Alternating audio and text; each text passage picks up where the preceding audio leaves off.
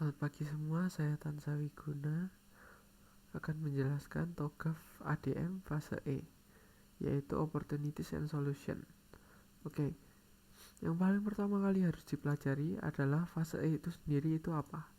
Oke, fase E itu tahap pertama yang membahas masalah atau berfokus pada implementasinya nanti. Jadi karena kita berfokus pada implementasi, kita harus bisa menggambarkan secara detail perkembangan arsitektur itu sendiri. Ya, karena kita bicara perkembangan, maka kita harus mengerti dulu arsitektur sebelumnya itu seperti apa, kemudian nanti yang akan datang itu seperti apa. Jadi kita bisa membandingkan satu sama lain seperti itu. Kemudian dari solusinya itu kita harus bisa memberikan dalam fase ini, kita harus bisa memberikan solusi secara spesifik dari permasalahan-permasalahan, bahkan kesempatan-kesempatan yang ada dalam alur bisnisnya, di mana itu bisa dikatakan roadmap secara spesifik. Jadi harus bisa menyampaikan itu dengan fokus pada tujuannya seperti itu. Terus kemudian objektif atau tujuan dari fase E ini adalah menggambarkan secara lengkap, detail, dan konkret itu roadmap dari arsitektur yang merupakan output dari fase B, C, D, dan fase-fase sebelumnya. Seperti itu. Kemudian mendapatkan proses arsitektur sehingga kita bisa menerapkan itu. Kemudian dari kacamata lain itu kita bisa melihat proses bisnisnya secara detail, dan kalau misalnya ada suatu celah yang bisa dilihat di situ, kita harus bisa memanfaatkan celah itu supaya celahnya itu bisa tertutupi gitu. Jadi kita harus fokus pada semua prosesnya, tapi kita nggak harus tahu detailnya seperti itu. Kemudian batasan-batasan di fase E. Batasan ini sebenarnya cukup simpel karena itu berbatasan sama uang dan waktu. Jadi kalau kita lebih prefer dengan sebuah sistem yang konkret dan lengkap dan perfect, itu nggak mungkin bisa karena semua dibatasi dengan uang dan waktu itu. Kalau mau sistemnya konkret, otomatis uang harus banyak, waktu juga harus banyak. Sedangkan pada penerapannya nanti itu kemungkinan besar adalah minim budget karena bos kita kemungkinan orang akuntansi atau semuanya harus diuangkan istilahnya gitu. Terus kemudian waktu, karena waktu dalam sebuah proyek itu nggak mungkin lebih dari seumur hidup, maka di situ waktu sebagai penekan utamanya. Gimana ya, karena waktu itu seperti memberi deadline gitu, jadi kita harus ikut pada waktunya.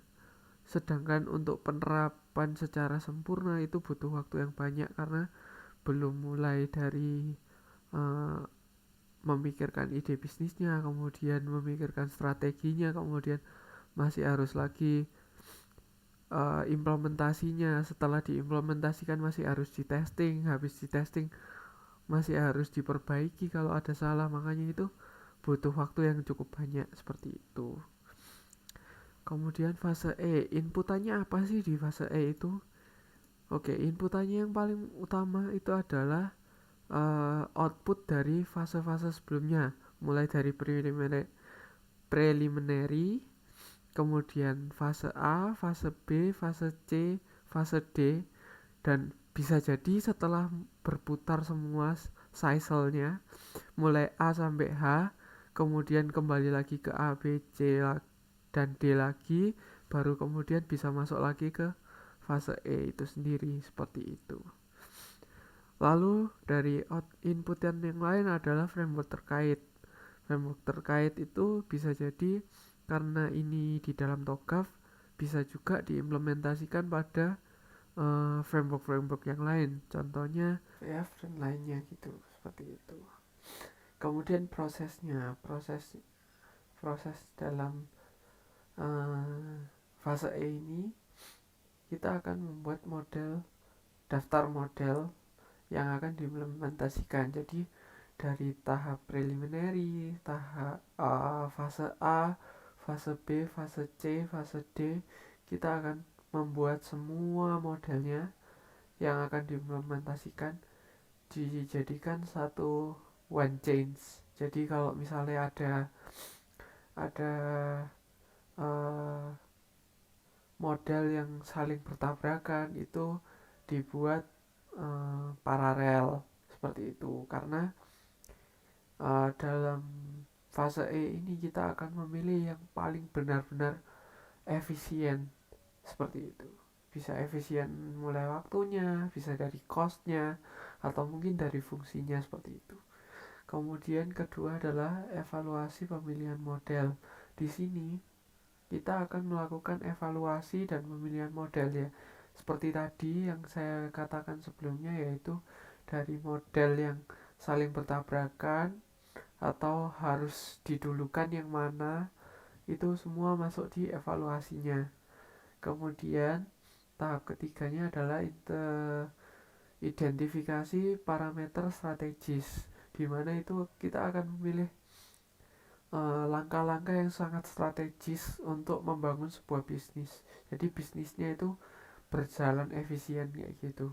Jadi harus dilihat, oh ini harus lebih dulu, ini kayaknya nggak perlu, nggak apa-apa. Nah, jadi diambil yang punya nilai strategis paling kuat seperti itu.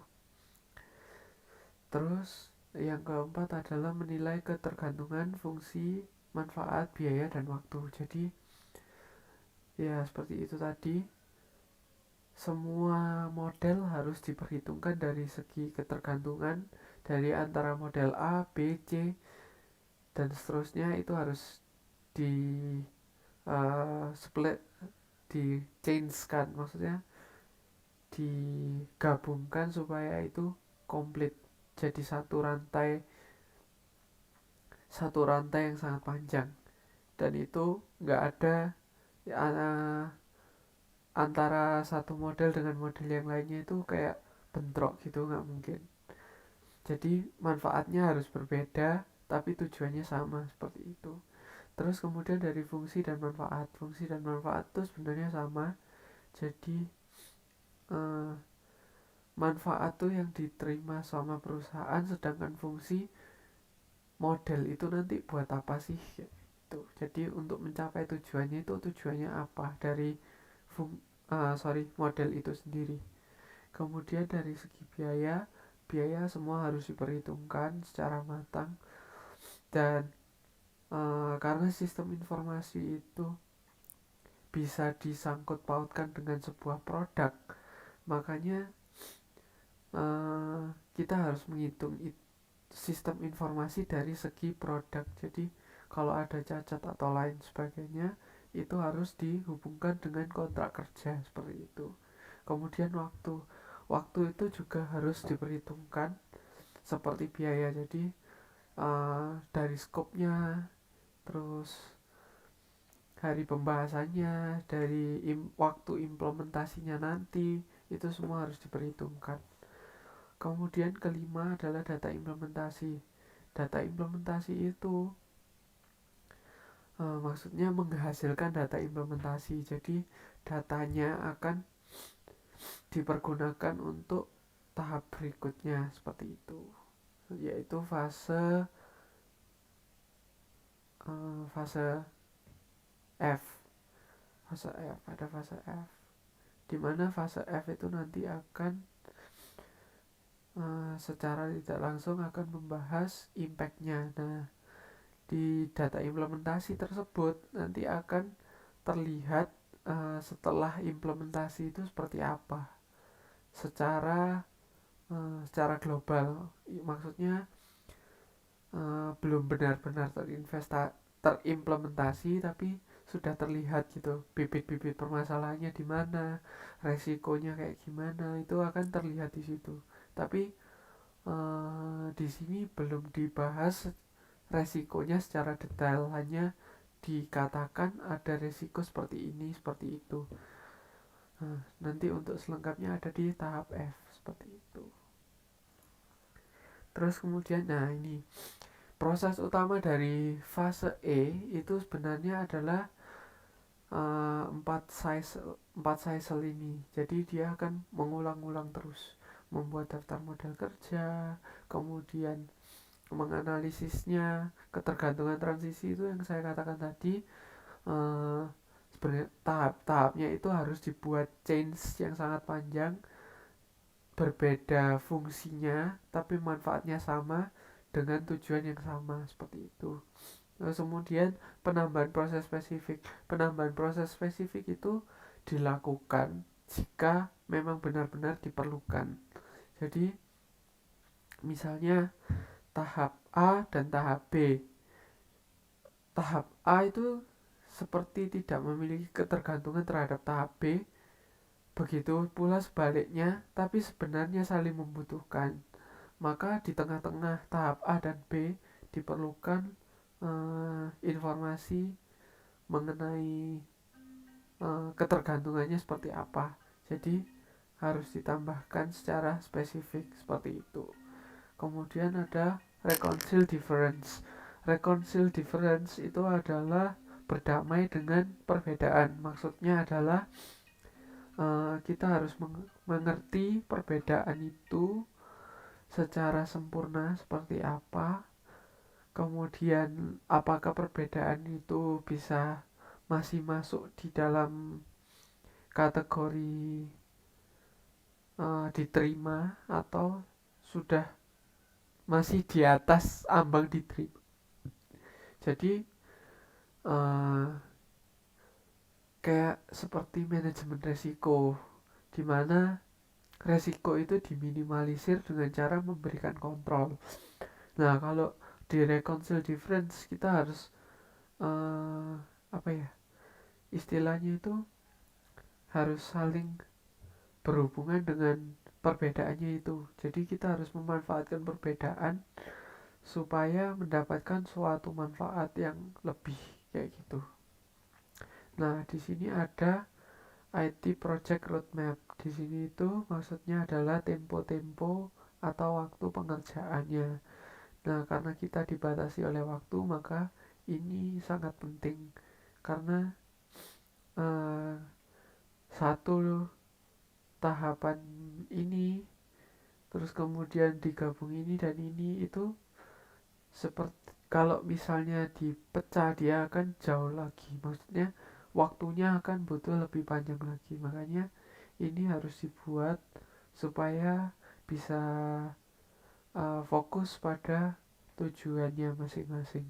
Jadi kayak misalnya ini train new staff itu berarti kan kita harus menguji coba kepada staff secara langsung apa apa responnya dia. Kemudian jika sudah dapat respon, kita akan melakukan software update. Di samping itu, kita ada hire 5 OP engineer. Maksudnya adalah kita harus merekrut 5 spesialis engineer dari web servernya secara bersamaan dengan train staff. Jadi kita tidak membuang waktu sama train staffnya. Jadi kita bisa bersamaan dengan mengerjakan hire 5 OP itu engineer seperti itu dan seterusnya. Nah, terus kemudian kita harus melewati tahap preliminary, fase A, fase B, fase C, fase D, baru ke fase E. Dan ini nanti akan berputar lagi ke F, ke G, ke H, kemudian ke A lagi, dan akan berulang lagi ke E. Nah, yang mana kita akan menghitung di sini cost-nya cukup berapa kali putaran atau mungkin sampai tahap mana. Bisa dari cost, bisa dari time-nya, seperti itu. Kemudian ada di fase output-nya. Output-nya itu memperbarui dokumen dan roadmap dari arsitektur. Memperbarui dokumen dan roadmap ini, dia akan memperbarui dari fase sebelumnya atau dari dokumen arsitektur atau roadmap yang sebelumnya. Jadi kayak memperbarui dokumen dan roadmap arsitektur versi 1 ke versi 2 seperti itu contohnya. Terus kemudian menghasilkan gambaran implementasi dan rancangan migrasi dengan tingkat akurasi tinggi.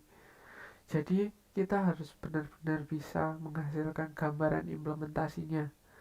Secara konkretnya itu nanti seperti apa. Kemudian jika terdapat migrasi, rencana migrasinya itu seperti apa. Misalnya datanya setengah dulu, atau seperempat dulu, atau sepertiga dulu, seperti itu.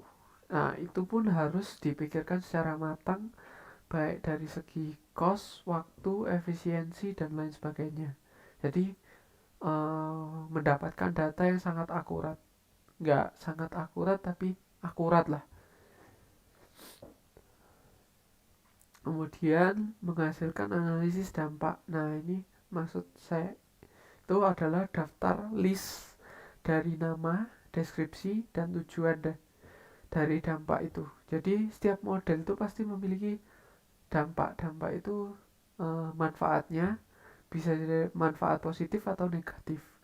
Nah, itu semua harus dideskripsikan secara detail.